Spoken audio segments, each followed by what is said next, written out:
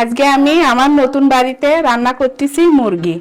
আর কয়েকটা দিন হলে জিনিয়ার মুখে রুচি নাই, একটু অসুস্থ, ছেলেরা কিচ্ছু খেতে পারতেছে না। তাই আপনার ভাই মুরগি আনছে। বরাবর মুরগি আনলে জিনিয়া বলে আম্মু আনটা এরকমই থোবা, মাঝখানে দিয়ে কাটবা না। তা ভাবতেছি মেয়ে খেতে চাচ্ছে যখন, তা রেখেই দেই, ভালো করে একটু ঝাল লবণ দিয়ে চড়া করে ভাজে দিব। আম্মু, কি মুরগি কোটা হচ্ছে? এই যে হচ্ছে। রান কি ওই রকমের রাখছো নাকি ছোট করছো আবার? এই যে। মনে তো হচ্ছে কাটছো তুমি।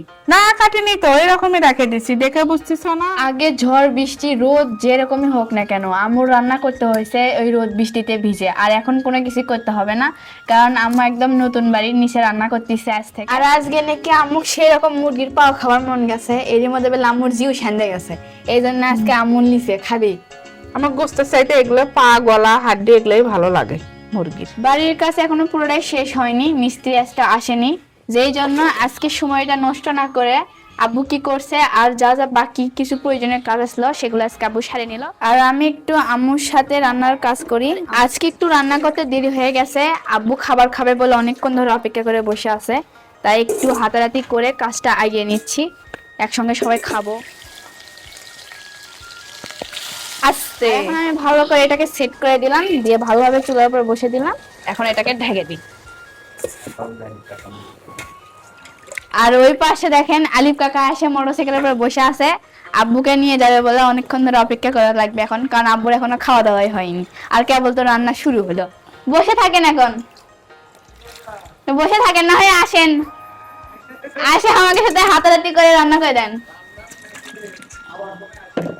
আচ্ছা আচ্ছা। মাংসের মধ্যে পেঁয়াজটা বেশি দিলে ভালো লাগে।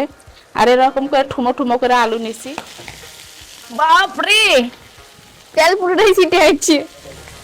আর আমি এখন মুরগির মাংসটাকে ভালোভাবে লাল লাল করে ভেজে নিচ্ছি, ঠিক আম্মুর মতো করে।